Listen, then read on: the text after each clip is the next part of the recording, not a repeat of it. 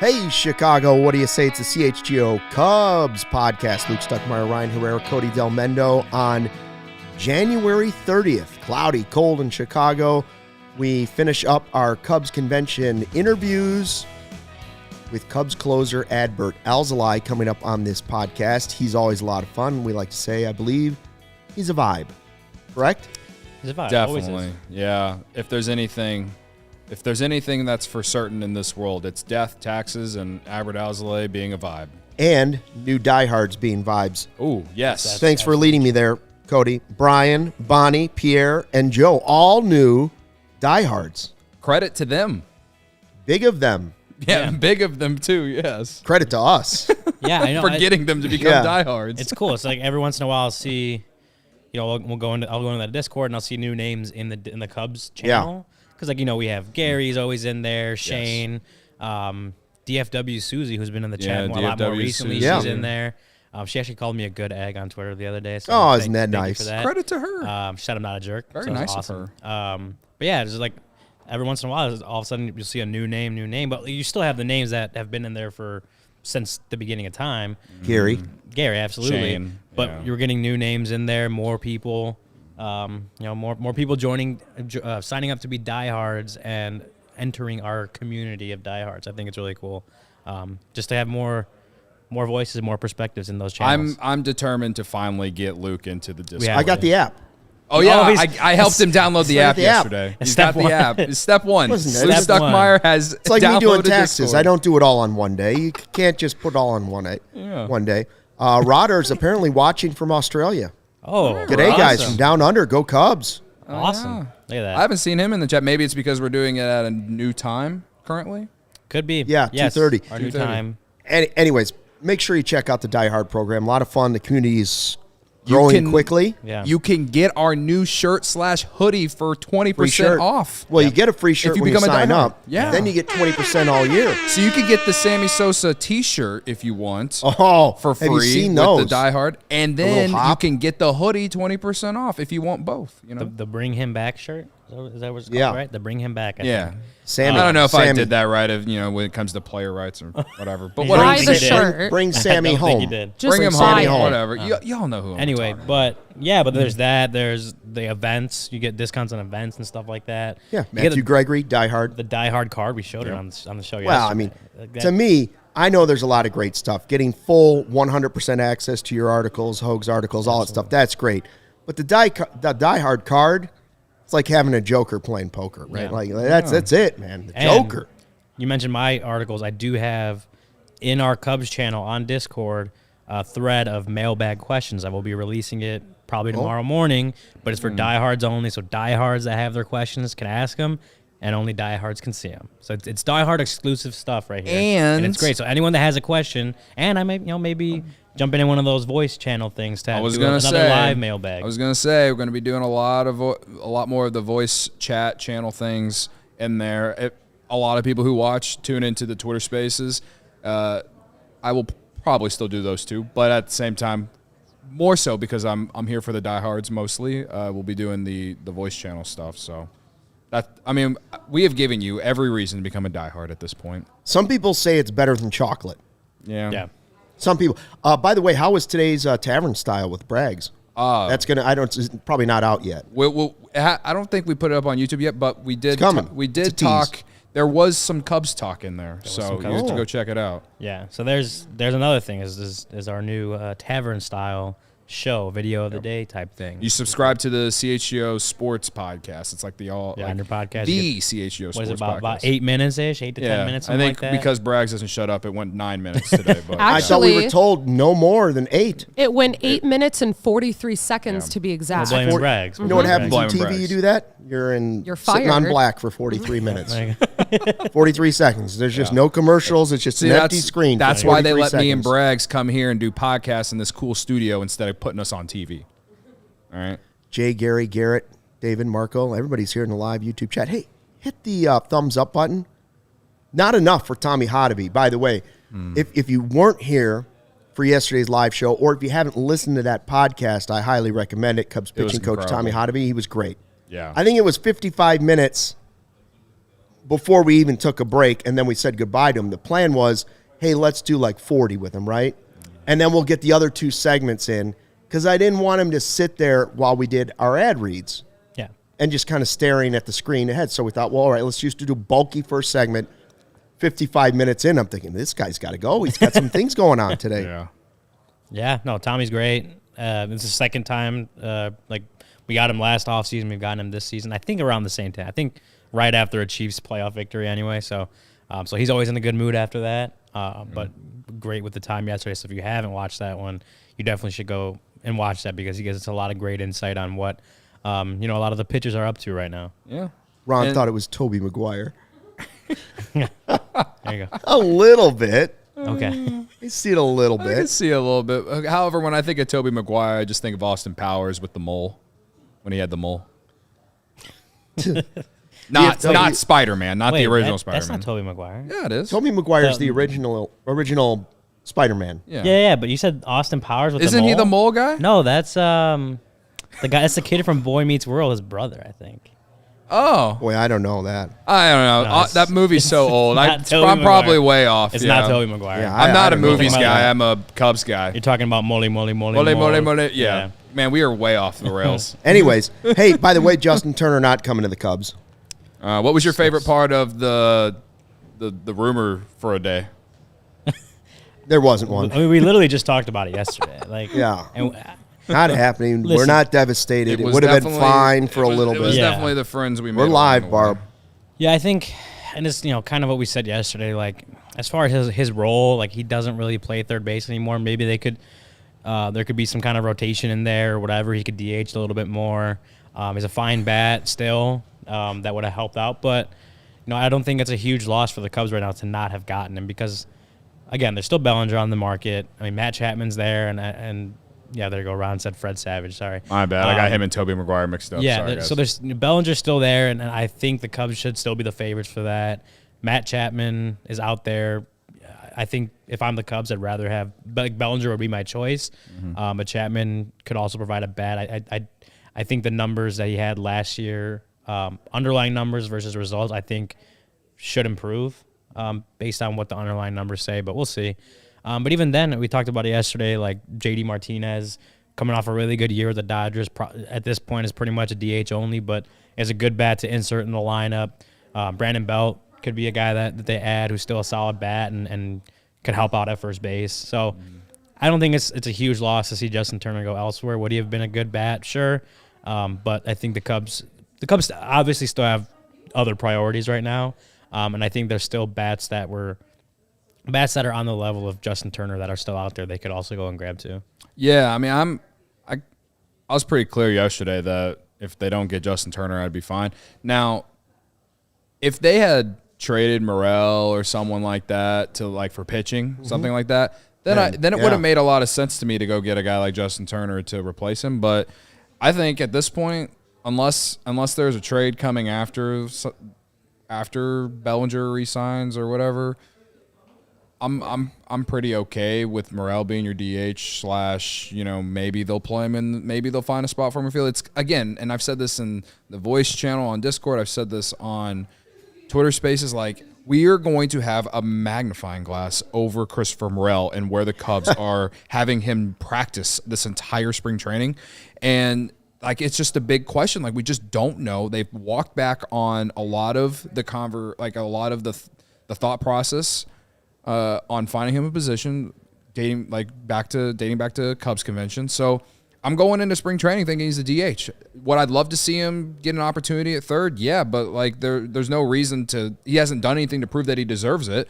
So it is what it is. So when it comes to this situation at first base / DH, like Like, Bush is going to get the full opportunity at first base because I think when Bellinger resigns, opening day at least, he's going to be in center field because I don't think PCA is going to be on the opening day roster unless he blows our minds in spring, right? Yeah, I think the likely one is Bellinger's starting in center field to allow Bush to have that opportunity at first. And so then after that, you have Bush at first, and then at DH it's Christopher Morel, and right now maybe Matt Mervis because he's a left-handed bat, but like. Again, you need someone a little bit more proven there, I think. They have to have Cody Bellinger, period. Well, Like, it's getting more and more desperate for them to have him. Again, I'm saying that Bellinger will be in center, I think, on opening day. But when you talk about the situation with first base / DH, Morel going to be your DH against, for sure, lefties, and probably going to get most of the opportunity. A guy like Brandon Belt makes some sense. JD Martinez, okay, well, they have plenty of right-handed bats. Do you want to add another one? I'm not against it, but Brandon Belt just makes a lot of sense for that. And I think at this point in his career, it's not like he has to play every single day. He still hit for the Blue Jays last year, so I don't hate that idea. But they just, like, they're so, like, I don't even want to say stacked, but they just have so many dudes that can just play at these types of positions, but none of them have taken control of it, except for Morel, if they do go into the next season with him as the DH, because he's at least done, like last year at least, he was pretty solid there, you know? Mm-hmm. So it continues, for me, it continues to be me going through like 5 different scenarios. I don't know what's going to happen, but it all revolves around Cody Bellinger being a Chicago Cub. But because it is a Make Me Tingle Tuesday here at CHGO Cubs. Oh, that's a new one. Right? Did you say make you tinkle? Tingle. Oh, okay. Make Me Tingle Tuesday. No, if it was Make Me Tinkle Tuesday, we'd be talking to Carm over there as he runs to the bathroom every show, twice a show. No, like if you're talking dream scenarios, it once started with Ohtani and a frontline starter and all of it, you know? Yeah. Right now, I agree with Jay Andrews. Best case scenario for the Cubs the rest of this offseason, the roses and the best case scenario you could possibly have would be Chapman at third on a 1 or 2, like low years, right? I don't care what the number is, as long as it's low years. Bellinger in center to start the season on whatever deal he wants, in my eyes. Yeah. And then that playing into the second half of the season where PCA's defensively your guy. He's your guy in center field. He's earned that spot in center field. Bellinger moves to first base, and now you have an infield that is defensively not letting anything pass them, right? Yeah. You have Chapman, you have Nico, you have Swanson, you have Bellinger, and in the back of them, you got PCA. Defensively, you're going to be a juggernaut, and you hope offensively you've got enough there too. That's my best case scenario right now. I don't know that that's happening. Yeah. But in a perfect world, that's what happens now. I would agree. That is the perfect, like in a perfect world, that's the best case scenario. But the thing is like it's not too far off. Like at this point, I think people who don't want Matt Chapman are probably people who think he's going to somehow, some way block Matt Shaw. I think that's the sole reason why people don't want Matt Chapman. You don't want him for 5 years. Right. Yeah. I think if you can get him on a 3-year deal, I think Gary said in the chat, I agree with that. You get him on a 3-year deal, great. And if you have to pay him $20 to $25 million AAV, that's fine with me. 3 years, 75. I can live with that for one of the best defensive third basemen in baseball. On top of a guy, like you said, Ryan, has the underlying numbers, the batted ball data was really good. And I've said the results didn't work. The results weren't there, but he had the underlying data. But the thing is he's like the reverse Cody Bellinger. Like Cody Bellinger had a lot more blue on Baseball Savant, but he had the results. You know what I mean? So Matt Chapman's been a really good baseball player for a long time. And sure, he's coming off what people would consider a down year. But if you can get him on a 2 or a 3 year deal, I'd consider going 4 if there's like a team option in there or that can get out of it earlier. I doubt that happens, but you know, that's the perfect world scenario. I just don't think that there is any scenario where Matt Chapman is going to block Matt Shaw because at the end of the day, the Cubs will just figure it out. Yep. They'll figure it out. There's a DH for a reason. You know what I mean? Yeah, that helps. You can if he's a Bush and Morel like that. Right, They'll get their if he's a shortstop. If he came up in college playing shortstop and he's been playing third base all offseason, don't tell me this guy can't play a little first base too. And maybe he doesn't necessarily have the, the body or whatever to play first base. But I just think at the same time, it also doesn't put the Cubs in a situation where they have to rush Matt Shaw to the majors either. The only way that I want to see Matt Shaw in 2024 before the All-Star break is if he is just knocking on the door, like pounding baseballs everywhere, has insane Matt Mervis 2022 like numbers, and is doing it at a level that it's like, okay, we can't ignore this. Yeah. You know what I mean? Just be like, again, this guy has a half a season of really good professional baseball. I don't want to rush him to the majors, though. Yeah. I don't want to rush him to the majors, though. So I understand the people who think that Matt Chapman could block Matt Shaw in some aspect, but at the end of the day, if you go back and look at some of those teams the Cubs had in 2015, 2016, and on, like the golden era, as we call it, like they had a plenty. Like the big thing back then was that the Cubs had too many shortstops, and you know what happened? Javi Baez was the only one that turned out to be good. You know what I mean? And they moved Starlin Castro and they signed Ben Zobrist, whatever. But like, that was the thing, is like that people talked about, is that they had too many quote unquote shortstops. They figured it out, man. Like, as Luke has said since this podcast started, is like, you just need good players. And Matt Chapman is a good player. And if you can get him on like I said, a short-term deal, fine, that's great. Now, again, I ain't going over 4 years, that's for sure. So yeah, that's where I'm at, man. Yeah, well, and this is something that like Corey and Brendan talked about last Friday on their pod, that this idea of blocking players, like Michael Bush was blocked because the Dodgers had multi-time All-Stars yes. and probable Hall of Famers in his way. Like, that's one thing. The Cubs, don't necessarily have that for a guy like Matt Shaw. So the idea of blocking Matt Shaw, the idea of like going out and or not getting Matt Chapman because you don't want to block Matt Shaw, like that kind of stuff. When you have movable pieces, when you don't have Hall of Famers locked in at their positions, that kind of stuff tends to figure itself out. Yeah. Whether it's on a bad side through injuries or whatever, right? Like injury, trade Chapman in 2 years, or whatever. So not getting Chapman for me shouldn't be solely because they don't want to. They don't want to block Matt Shaw. Like getting Chapman, and for me, if I'm the Cubs, not getting Chapman should be more of the contract that he and Boris want just does not fit what we are willing to give. If that's it, that would be a way better reason for me to not go and sign Matt Chapman than saying we don't want to sign Chapman because we don't want to block Matt Shaw, who's never played a game, seen a pitch at the major league level. I think that's the problem. It's crazy the way some fans like their opinion on this thing. And again, everyone's entitled to their opinion, and you don't have to necessarily even agree with what I'm saying. But it's crazy how so many fans will be in CHGO Cubs Twitter mentions or in my mentions, and they'll talk about how the Cubs don't want to spend any money and how they're cheap and all this.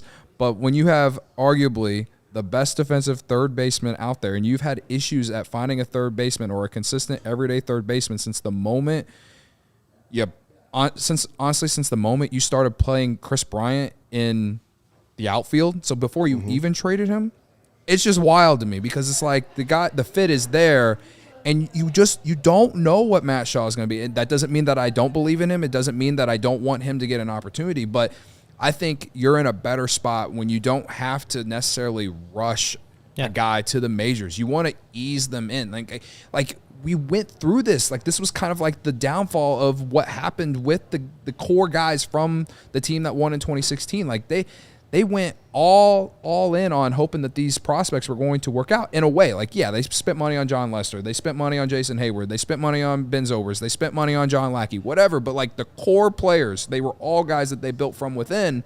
And Jason Hayward and Ben Zobrist were, like, the only real key free agent guys. They have some guys that they've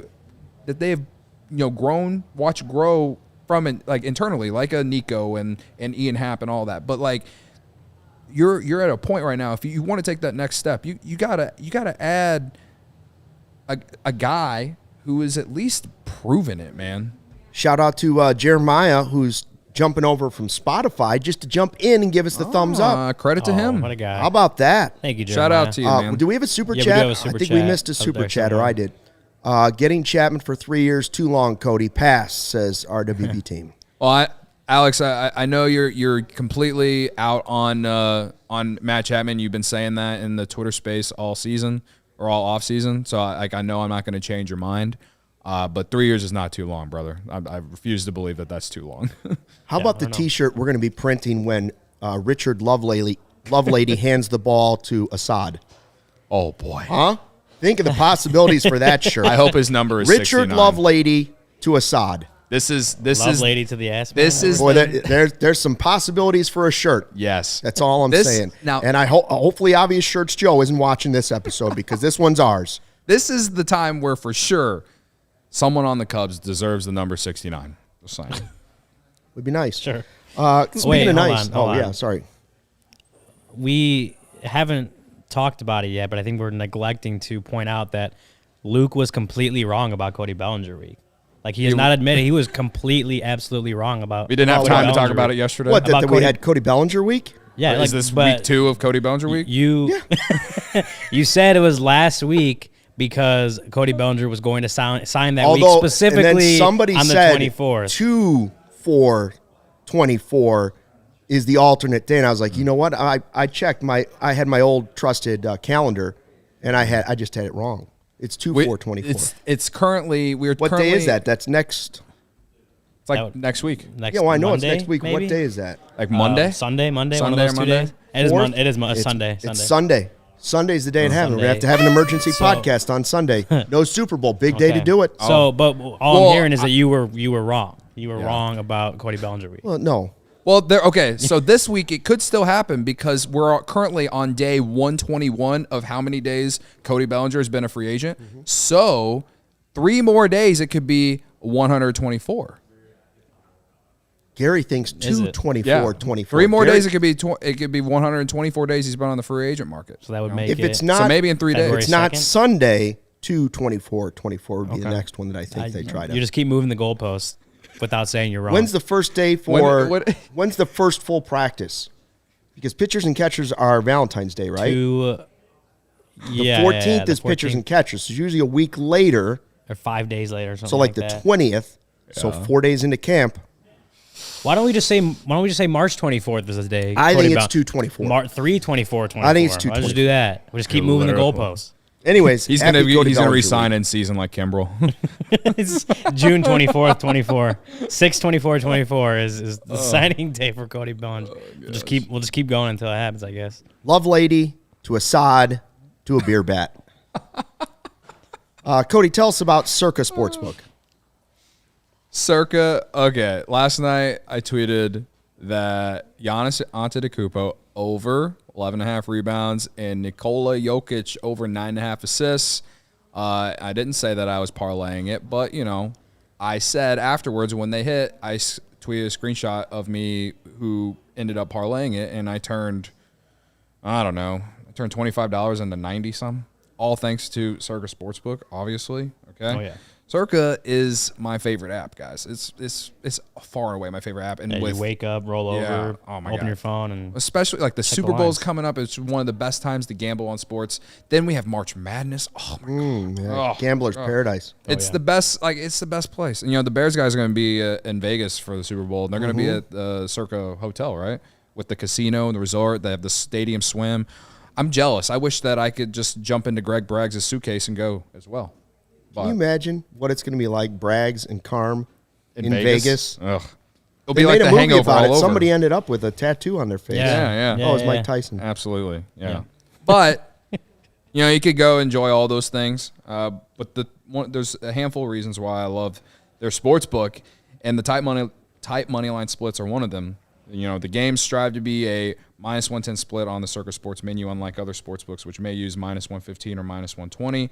They keep as little money as possible on large market bets, especially compared to other books. They don't limit players based on their winnings. Every player has the same limits, unlike other books who do limit winning players. They encourage bettors to download and explore all sports betting apps available to compare the lines from each sports book, right? So that's an incredible thing to be able to see the difference that CIRCA is compared to every other book out there. So, and then finally, I'm going to continue to emphasize this in all of 2024 because it's my favorite part. All right. They don't use chatbots, man. I hate chatbots. They should be like removed from society. It's AI, and I hate AI. I can't. I absolutely can't. All right. All aspects of their app are being run by the same team that runs the main CIRCA Sportsbook at CIRCA Resort and Casino in Las Vegas. Again, where the Bears guys are basically going to be in like 2 weeks. So download the CIRCA Sports Illinois app at circasports.com/Illinois-app to sign up today. Also be on the lookout for CIRCA events, watch parties, and tailgates. If you or someone you know may have a problem with gambling, call 1-800-GAMBLER. Text GAMB to 833-234 or visit areyourreallywinning.com. You said CIRCA is a gambler's paradise. A fitness person's paradise is Midtown Athletic Club. Or just Paradise. Yeah, just in general, that's fair. Yeah. Yeah. Paradise. Midtown's got 4 Chicagoland locations: Palatine in the northwest suburbs, Bannockburn in the North Shore, Willowbrook in the southwest suburbs, Midtown Athletic Club and Hotel in the middle of Bucktown, and Lincoln Park. We keep mentioning it, but Midtown Palatine, out in Luke's neck of the woods, has launched a multi-million-dollar transformation of the club, which will be complete in early 2024. So coming up. Saw some pictures on the interwebs. Amazing. Nice. There you go. Right now, actually, Midtown is offering no initiation fees this January at their Bannockburn, Palatine, and Willowbrook locations. So only a couple more days if you want to go and get in there with no initiation fees. Make sure you do that ASAP. There's something at the clubs for everyone, whether you're single, you got a family with kids, you're looking for to make lifestyle changes or holistic wellness. Midtown Chicago, which is very close to where I live, is the nicest fitness club I've ever been in. What was it? How many floors is it, Cody? It's like 6 floors of different studios and golf simulators, lifting areas, boxing studios, which I thought was one of the coolest. The boxing part is pretty cool. A little ring in there. It's kind of been like a thing I wanted to try here in 2024 is a little boxing. Yeah. Got to get out that anger I have when the Cubs piss me off. Yeah, and then, you tuck yourself out from boxing, you want to just take a quick nap. They got hotel rooms upstairs. Oh, yeah. So you go and do that. You can also get married there, too. You can get married there, have a great party out on the roof. little patio porch area. Yeah. But yeah, birthday party, bat mitzvah, whatever. Doesn't matter. Whatever it is. Whatever. They'll do it for If whatever it's you big, that's where you want to have it. Yeah, we'll have Luke's 100th birthday party there coming up soon. Yep. They'll be having another renovation before that, but but there's the great club features, super luxe locker rooms with wet and dry saunas and premium amenities, amazing outdoor and indoor pools and hot tubs, a collection of boutique fitness studios with more than 100 classes per week included in the membership. And they're not just gym quality. The spaces are boutique quality. They got the best tennis courts and programming in the sport. Midtown has indoor and outdoor tennis, pickleball, and paddle tennis. It's USTA professional quality all the way. So go ahead and check out Midtown. Head over to midtown.com/CHGO to find out more and to tour the Midtown Athletic Club nearest you. Before we get to this Adbert Alzolay conversation, I've been reading the chat during the ads, and I have nothing against what I will say this for the people who don't want Matt Chapman. I will say this: I don't want Matt Chapman if Jed Hoyer will call me, which Barb thinks that me and him have a relationship. We don't, but if he would call me or send me an email or send me a sign that Christopher Morel was going into the season as your full-time third baseman. That is the only way that I would be okay if they didn't sign Matt Chapman. They ain't gonna do that, and at this point, we don't know. So that's where I'm at. So I was still thinking about the hot tub at Midtown. Maybe a steam too. Nice sauna sesh. Steam, sauna, lots of fluffy towels. Yeah. Paradise. Paradise. Absolutely. Okay, so we had a chance to talk to a bunch of Cubs players. Yesterday, we talked to Tommy Hotovy again. Shout out. Go check out that podcast. Nice dude. Great hair. I said that about every single guy that we talked to at Cubs convention, and then Ad Hotovy yesterday, all awesome. Super gracious with their time. Adbert Alzolay was the first one we talked to. We talked to him a year ago, and we picked it up again. It's cold outside, and he was like, man, get me out of town. It was pretty bad. But he's still vibing, and he is still the Cubs closer. So here is part 1 with Adbert Alzolay. Super excited to have Cubs pitcher Adbert Alzolay with us. Hey, we saw you last year, and the first thing we talked about, Adbert, was, we were saying, okay, what really gets your engine going? Would it be a reliever role? Would it be a starter role? Would it be the closer role? Well, it turns out you said right out of the gate, closer role Yeah. without hesitation, right? So how did it go? How did it feel for you as Cubs closer? Because obviously 22 saves, there's a lot of good results there. It feels right. I believe, like, just you know, getting used to it, having the opportunity to go pretty much almost every day out there. I'm like, bitch, for this thing in the ninth inning, like, it means a lot to me. Like, it's just you get that feeling through your body, like you get all the adrenaline rushing, like at the big moment. I just feel like that's what I play for. I feel like that's the only reason I do what I do is because like that's the only feeling I want to get. Like I don't want to be like just chilling in there. Like I want to feel the pressure of the game. I talked to you during the season about kind of yours and Justin's paths, and obviously Justin's path. He went to the starter. Obviously, he was an all-star, and maybe the ace of the team. Your path went a little bit differently, and you kind of said like, sometimes things don't always go according to plan, but things still work out. Do you still feel that way? Do you still feel like, even though the path that you were on a few years ago isn't exactly where you are now, just that things still worked out for the way they should? Oh yeah, it definitely did. I just feel like when you make it to the big leagues, then like you start finding okay who I really am as a pitcher, So like you gotta go through those levels, and I feel like yeah, I was starting my whole life. Like that was the only thing I did for 11 years. I was like I've never thrown back to back before. Like I'm like, I don't know if my below is gonna be the same pitching from a night game to a day game. Like it was like all this kind of random stuff on my mind.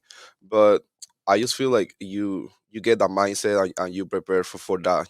So and then you just gotta embrace it. That's all I did. I embrace it and I really like what I'm doing right now. And it just really gets the best out of me like all the time that I go out there for the biggest moment. You make me want to jump through the television when you give the old fist pump at the end. You get a save, you give it reminds me of Tiger Woods.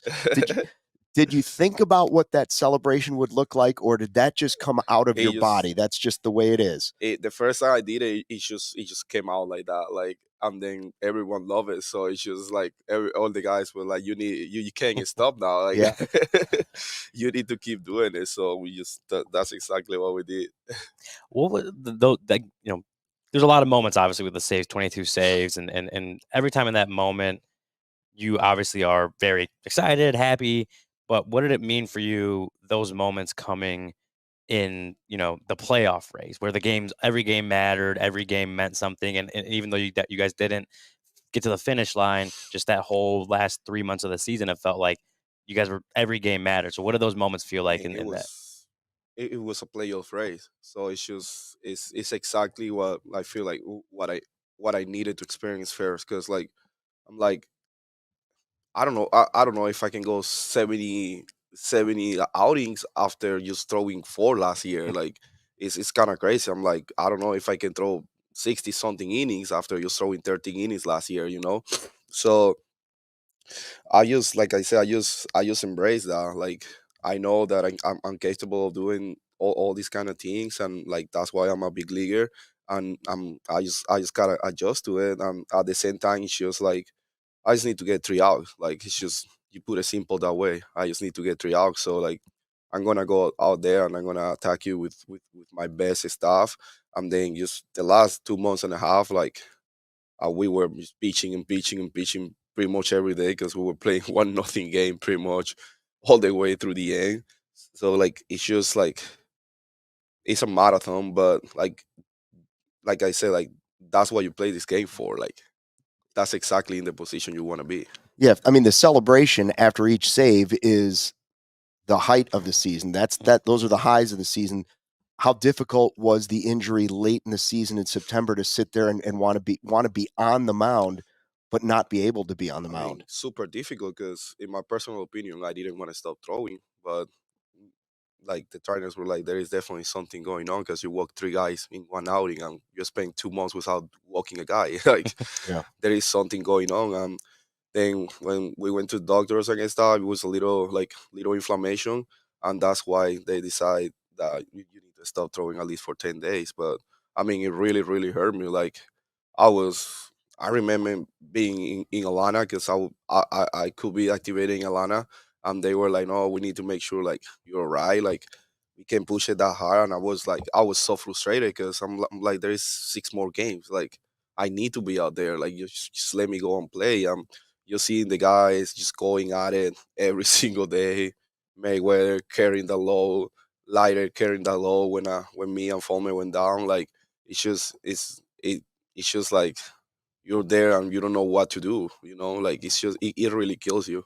So in that sense, have you done anything this offseason, changed, your routines or anything through this offseason, especially when you said, like, you don't know if you could go 60 some innings in a year after being a starter for so long, doing back-to-backs and all that stuff. So have you, changed anything up this offseason to make sure your body can withstand the whole 162 in a closer's role? We pretty much didn't change much. Like, just like I said, last year was my first time going through it, and now, like, I know what to expect. Okay. I know how to expect to be a high leverage situation guy. Like, I know what it takes to be 6 months out there and be pitching at least like every 2 days or something like that. Like, I feel that now that I got that kind of experience, and I know how I feel. Like, I know how to control all those things throughout the season better. So it's just like I said, like last year, like, just fatigue got to me at the end, because I was like, yeah. I mean, last year, the year before last year, I pretty much didn't play. So, like, at the end, like, it kind of got to me that I got that fatigue. But I just feel like we keep doing the same plan. I mean, me and Justin, we did it last year in Arizona. I'm like, that's exactly the same thing we were doing this offseason. Again, like, it's pretty much the same thing we did last year. Part 2 coming up with Adbert Alzolay in a minute. Cody, you talked about how, like, from day one, I was saying just accumulate good players and let it all figure out. That's where I am with the bullpen right now. Like, people that want to decide specifically Alzolay is this or this. For now, he is my closer. I love that it hurt him not to pitch in those games. I liked what I saw last year. I think he has the potential to be their consistent closer for several years. If he doesn't end up being that guy this year, it's okay, because you've started to accumulate guys that you can see either will be able to make that job easier for him or even switch off with him at some times. Merriweather could close. Neris could close. Leiter, depending on the matchup, could be a close guy. Almonte could be a close guy, depending on a matchup. But I still think Alzolay is the most likely guy to be the final guy on the mound when you're trying to win the game.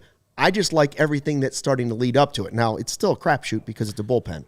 Yeah, I mean, I've said this before. What I like about the Cubs bullpen going into 2024 is that there is a closer. Godfather, you can say in the chat all you want about how the Cubs need a closer. They have one, man. The guy went out there and was a big part of helping them get back into the race last year. And who knows, if he doesn't get hurt in September, maybe we aren't talking about that collapse. There were a lot of late leads blown, right? And one of the reasons that he probably got hurt is because, as Tommy Hotovy talked about it yesterday, how we've talked about it, the fact that they had like 3 guys that they went to every single day. So yesterday, and especially coming off missing almost pretty much a whole season the year before. And yesterday when we kind of talked about Hector Neris, I said something along the lines of, like, it just feels like there's more depth there with more upside. And so this is what I am hopeful for the bullpen going into 2024. All right, Alzolay is your closer. You have Merriweather. You have Neris, who's proven he's been in the postseason. He's got a ton of success. You have Almonte, who's come from the Dodgers, who's had success there. Obviously coming off a year where he wasn't as good, but again, he's had success there. Leiter Jr. coming off a really solid year. Luke Little. All right. This is what I want. I want Alzolay to go into season as your closer. And if Luke Little turns out to be what the scouts, what the Cubs probably hope, by the end of the year, Luke Little is your own version of Josh Hader in some form. I'm not saying he's going to be like Josh Hader-esque, but like he has the stuff to be a late inning guy at the back end of your bullpen. Now, when Josh Hader first came up, it was him and then like Jeremy Jeffress, I believe, in 2018 as their back into, and then Hader ended up taking the closer role of former Cub Jeremy Jeffress. But anyway, the way they used Hader when he first came up, he'd pitch like 2 innings. He'd be like the 7th and 8th inning guy, and then they'd go to Jeffress in the 9th inning, right? I'm not saying that I want that exactly to happen, But with Craig Counsell as the manager, I'm confident that he is going to put Luke Little in really good situations to help build his confidence, and hopefully by mid-season, late season, we're sitting here and we're looking at Luke Little as a guy that's like, this guy's arrived, this guy is going to be in our bullpen for years to come, and there's a lot to like, because that's the ceiling I have for him in my head, that if the Cubs bullpen gets to is the elite form that we hope that it can be, the version that I think it can get to, he is a big part of it, right? So that's kind of how I view it. No, like, I know people are talking about him and people are excited about him, and yes, we have to play it out and have him go through perhaps some ups and downs, but I think that he can be that difference maker in the bullpen, and it's not just hope. Like, we watched a guy in the handful of innings last year, and I know that a lot of them were low leverage, but he is a guy that, based off potential and what he's done in the minors and the fastball velocity and the stuff that goes with it, he's a guy that I think could go really well with Alzolay in that back end of the bullpen. And who knows, maybe he is that guy that is as the closer one day. But either way, going into 2024, having a guy like Adbert Alzolay, who he's penned in there, he's written in there. It's like last year we didn't know who the closer was. They tried to go with Michael Fulmer to start the year, and it failed miserably. The fact that you're going into 2024 and you know that Adbert Alzolay is going to be closing games for you in the ninth inning it's a lot better feeling than not knowing at all. He managed to bring that full circle. It was a very long Luke Little tangent there. He likes Luke Little. We got back we did Yeah. get back to Adbert. I'm just going to go quick with it. Adbert in ninth inning or extra, so ninth inning or later, 2.59 ERA, 2.43 weighted on base average, 27.2 strikeout rate, and a 5.6 walk rate. Pretty good numbers. Ninth inning or later in high leverage moments, which is closer's role, right? ERA was a little higher, 4.05, but still 2.37 weighted on base average, a 35.3% strikeout rate, and a 2% walk rate. So maybe gave up a couple extra runs than needed, but pretty solid numbers. And then if we're just looking at just straight up high leverage moments, which could be just throughout the game. And again, ERA is a little higher, 4.79, but 2.47 weighted on base, 29.5% strikeout rate, and a 2.6% walk rate. So yeah, I'm with what both of you said, that like going into this year right now, he's the closer. I think he earned that. 22 of his first 23 save opportunities were converted. I know he blew 2 towards the end of the year right before he got hurt. But yeah, he was the closer, and he was a really good closer for him throughout the summer and beyond last year. I don't know if he's a long-term closer, but based on these numbers, he's a pretty good back-end guy no matter where he ends up, right? So I definitely think you go into the season comfortable with Adbert as your closer. If it's a 2016, I'm not saying they're going to be 2016 World Series favorites, but if it gets to a situation where a top-tier closer becomes available at the trade deadline, definitely would not be opposed to trading for one, right? A guy that you know is locked on in the ninth inning, as the Cubs did in 2016. But I think if I'm the Cubs, I'm more than comfortable having Adbert to start the season in that role based on how he did in just basic high leverage, but especially in the late innings. He was the guy. He was the locked-on guy when they finally gave him the job. Speaking of top-tier closers, more of Alzolay coming up, and our partner Ray Chevrolet is ringing in the new year with their best offers all month long. If you're trying to close the deal on a new car, make your way to Ray Chevrolet on Route 12 in Fox Lake to join in on the savings and start your Ray Resolution as one of the top-selling Chevy dealers in the Midwest. You're always able to shop one of Chicagoland's largest Chevy inventories, but right now they're trying to make room for those inbound 2024 models, so all their current inventory must go. Plus, you can find the perfect tailgate vehicle at Ray Chevy because they have over 100 new Silverados available with prices starting at $19,495. Or take up to $10,000 off. I had to put my readers on to make sure that was right. $10,000 off on a new 2023 Silverado. And to top it all off, they're pricing over 125 vehicles under $20,000. Seriously, guys, can pricing get more affordable? Plus, you get a free oil change. Mention CHGO when you schedule your oil change at Ray Chevrolet in Fox Lake. Start your new year off right. Visit Ray Chevrolet in Fox Lake or raychevrolet.com and start your Ray Resolution. They've been serving the community since 1963. Find new roads. And guys, it's also been easier for businesses right now to switch to electric vehicles. That's something we can all get behind for the health of the planet and for the well-being of all of us who share the big blue globe. Oh, yeah. The electric grid is evolving to meet your cleaner energy needs as we all move with confidence toward an electric tomorrow. Whether you have one delivery van or a whole fleet of shipping trucks, ComEd can help guide you to make the changes that make sense. So what should business – oh, sorry, Luke. So, Cody, That's what my should bad. business owners do? Well, thanks for asking the question that I almost asked you. Go to ComEd.com/clean. That's what you should do. All right, to learn more about the resources, fleet rebates, and infrastructure incentives available to help businesses go electric. If you own a business, don't wait. Start making your plan today to switch to electric vehicles. Good for business, good for the planet, good for all of us. Go to ComEd.com/clean. I was taking out a cough drop. Did you say ComEd.com/clean? Yes, Luke, I did. Go now and see how going electric connects us to a better way of doing business and in a better future for generations to come. I think Cody, you were just like, you just know Luke so well. You were just reading his mind, knew exactly what I was going to say, Right. and it just kind of came out. Well, people are now saying that I can read minds. So I think so. That's what don't I'm let the saying. facts get in the way of a good story.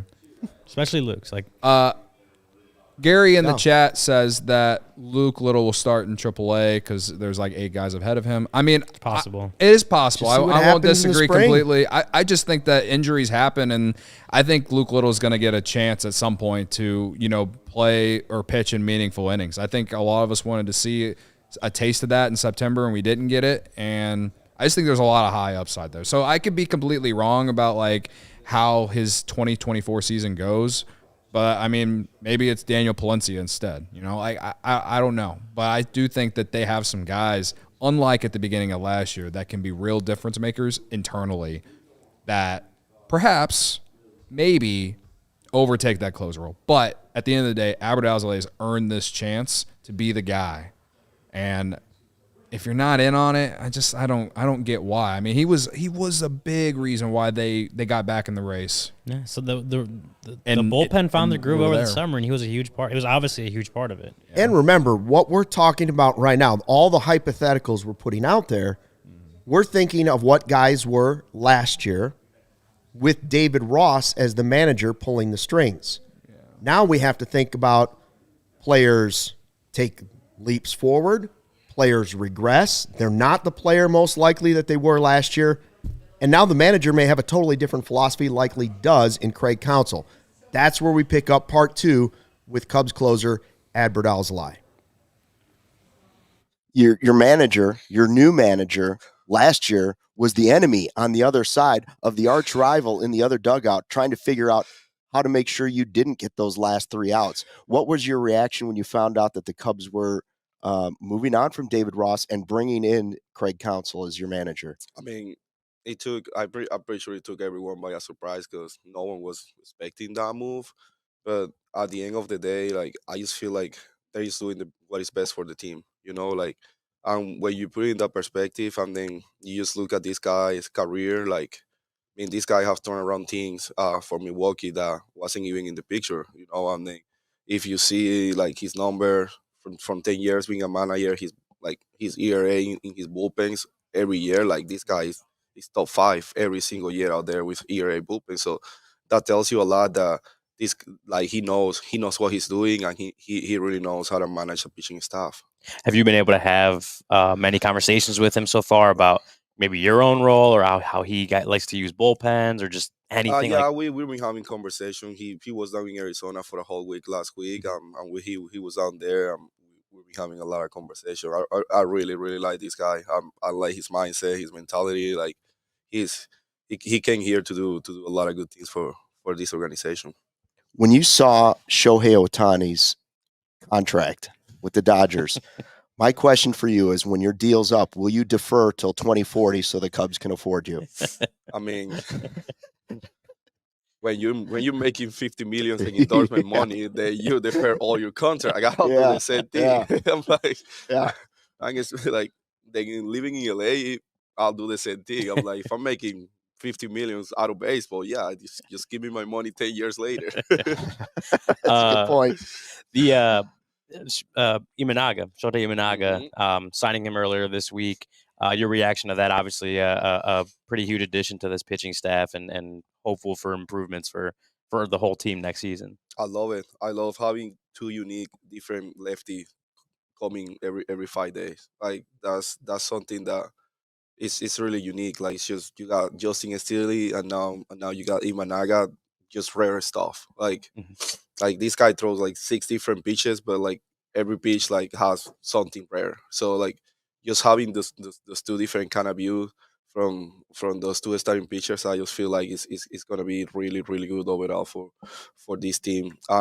I do really like the guy. Last I mean yeah, yesterday when I was watching his introduction, like the first thing he say how he act, like he bought me with that. Like I love his energy, and I kind of love the kind of personality this guy is gonna bring to this team. I was going to say, I'm not going to pick one, but you and Morel, vibes and swag. You're like 1A, 1B. I'm not gonna pick a champion. But this guy comes in, Imanaga, and he starts throwing out, "Hey, Chicago, Yeah, what do you yeah, say?" And my that's name's what I'm saying. Like like, as soon as I saw this, I was with a couple of the guys, and as soon as I saw that, I just started just cracking up. I'm like, oh my god, I love this guy. So, as a baseball fan for you, are you paying attention to like free agency and stuff that much throughout the off season? Like, are you keeping up with that? Are you like really interested in like obviously who you guys get? Like, are you really getting antsy when things aren't happening, or uh, do you check out on that a little bit? I kind of check out a little bit, but at the end of the day, like front office makes their own decision. Like there's the one that hold that kind of power. So like I'm like whoever we get, I know it's gonna make this team better. It can improve this team. Like yeah, there is some players out there that I wish like we can get them, because like when that kind of talent is out there, like you can't miss on that kind of talent. last year you guys finish one game behind Arizona, right? And then if you're sitting at home watching, Arizona takes that one game and goes on and gets all the way to the World Series. Uh, does that give you a little perspective when you go to Arizona to start working out that, listen, every single game matters? Yeah, I mean it's from that it just you gotta put it that way from the get going. Like we play 162 games, but yeah, we lost a lot of games at the end, but we also lost a lot of one run games in the beginning of the season. And then if you in May, instead of losing 8 9 games by one run, you won two of those, we wouldn't be in the playoff. So like just putting from that perspective, it tells you like today, like every single day, and then opening day, and then the last day of the season, it's game 7 pretty much. Like you go out there and you need to win. Like every win is important, because what you say, like we got out, we couldn't make it because one game. So like it tells you like no matter what the situation is or whatever, like you gotta go out there and win the game. This past season, we kind of saw for you as the closer, as a reliever, like you had an improved ability to get lefties out, or to get hitters out on both sides of the plate. Are we? How much better can you be? Like, what can you do for yourself? What can we expect to see in an improved Adbert Alzolay in 2024? I mean, it's just I don't feel I need to change too much. Like I just I just need to keep doing what I did last year, pretty much. Like just attack the best hitter with your best stuff. Because like I said, I just need to get 3 outs. So Mhm. I don't need to go out there and trying to do this and that. No, I'm gonna go on there. I'm gonna throw you the quarter first pitch. You gotta hit it. Like you're sitting on fastball, so Yeah. that thing is gonna cut a 93 to you. So like I'm gonna attack you, because I I truly believe in myself that when it gets to 2 strikes, it's over, because now you gotta face a slider. I'm like, you really gotta be ready for it. So it's just like just going out there and execute pitch by pitch. I just feel like my mentality is just like I want to get you out with this pitch. Like I'm not trying to strike you out with the first pitch I throw, because I need to get you to 2 strikes. But if I can get you out, get a ground ball to Dansby or a ground ball to Nico with the first pitch I throw, then like gonna end up throwing 8 pitches, 9 pitches that day, and then I'll be fresh to come back the next day and pitch again. So it's just like learning, like managing those kind of situations, like knowing the guys you have around. Like, yeah, I mean, you can go for the strikeout and you can try to get the strikeout. You're getting a lot of 3-2 counts all the time because you're chasing the strikeout instead of trusting the guys that are behind you. So I just feel like when you have that kind of defense that we have, like that, like all up in the middle of the infield, like you need to let your staff play. Like you need to trust those guys. Like you need to be out there and go and execute pitch by pitch because like that's the way I learn it. Like you need to get this guy out with his pitch because he's nowhere you're throwing that pitch for. That personal confidence is so important to professional athletes. Are you guys ready as a team to win the division? Yeah, we are. That's it. The mentality is there. Like when you got guys like Dempsey Swanson making sure like everyone is in the right page, everyone is doing what they're supposed to be doing right now. Like it tells you a lot about like just overall the mentality that we have as a group right now. Like it's just do we need more players? I believe so. Like we need a couple more players, but I also believe in the things that we can do. We proved it last year.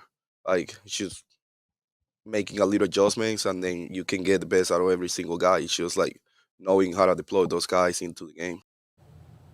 Are we the best baseball podcast? Yeah, we are. Yeah. Absolutely. I remember sitting there, I'm like, oh, that's it. Yeah, there you go. We are, right? Okay, 2 years we've been doing this now, right? Alzolay has delivered the moment both times. Last year it was, are you ready to be the closer? Oh, yeah, I want to be the closer. I want to be the closer. It was like the moment to me of any interview that we did. This was the next one.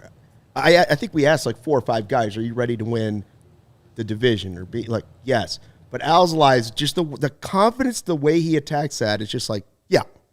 And I'm going to have coffee now. Yeah, it was definitely like the Kermit, like sipping the tea or whatever. It's a mic drop. It was. Yeah. It was good for a clip. But no, and you mentioned the 5 guys that we did talk to overall. Just I don't know, and I wouldn't expect them to not be confident in themselves, right? But he's got a different swagger than everybody. Yeah. But then just hearing like what Adbert said after when he actually got to the rest of his answer. Talking about Dansby and just talking about like the leaders and stuff like that. I think that's all important. So, we've sat here all offseason and talked about how they need to improve the roster. Getting Bellinger's huge for that and whoever else. But I do think that having been in the race this last year and kind of understanding what it takes to go through a playoff race as long as they did, I do think the guys that are already here are ready to win the division. Like they know what they know what their limitations were last year. A lot of guys, I believe, will be taking this offseason to kind of, work on those limitations and stuff. And those guys that are already here, like bringing back some guys or adding some guys will definitely help just to improve the roster. But the guys that are here, I think, are improved just in the knowledge of what it takes to get to that finish line and why they weren't able to. I think that's important. Yeah. Godfather in the chat said Alzolay is a good guy, not a closer. Sorry, Cody, 7th or 8th inning guy. And then I like David Snyder's comment that goes with it. Scroll down, Sarah. Scroll down. Very bottom.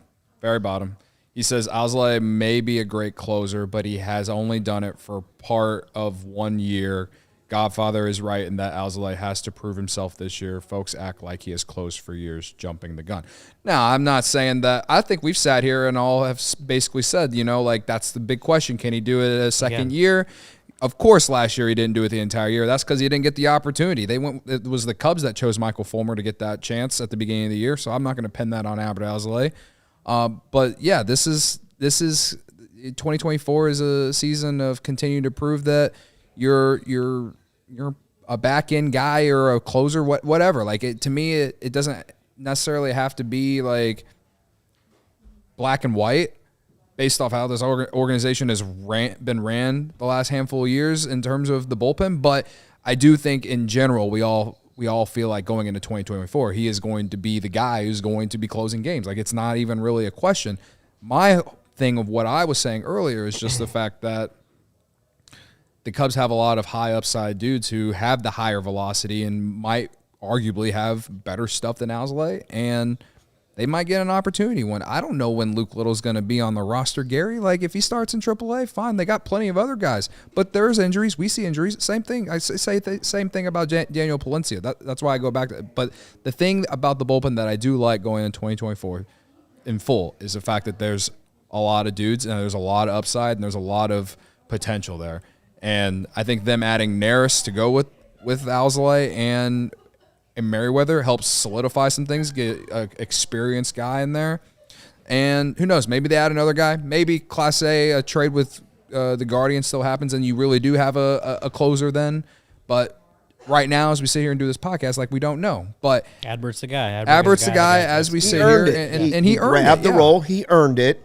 Every player has to prove it the next year. The only guys that don't are guys like Yadier Molina, who just lived off of, one good season and then carried it on. And is that how the bit goes?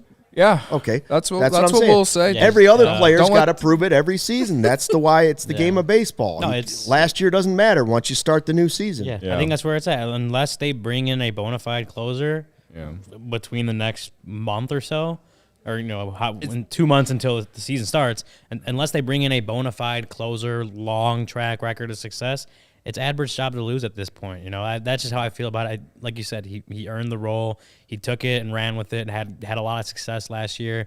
And it's his to lose at this point unless they bring in someone else. That's just the way I feel about it. Yeah, and that's fair. And I think it is fair to have questions, no doubt. Now, Godfather, I think you've been a little too excessive with it, but we let you say whatever you want in the chat, and we let you get away with it. Maybe we should hold you more accountable. But at the end of the day, like, Credit to you. thank you, Sarah.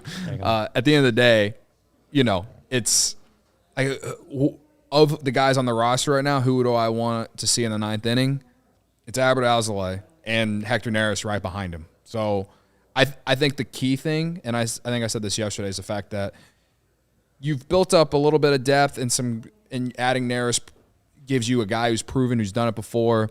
It allows you to not necessarily use Alzolay to close every single day.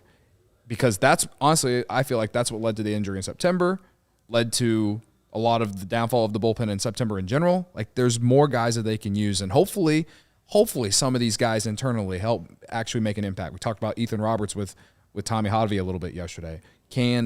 Will he work his way onto the Major League roster at some point in 2024?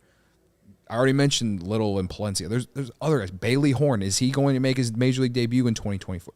There's, on top of the kind of the veteran guys that they already have, like, there's a lot of options there. I think there's more to offer this year in the bullpen than there was last year.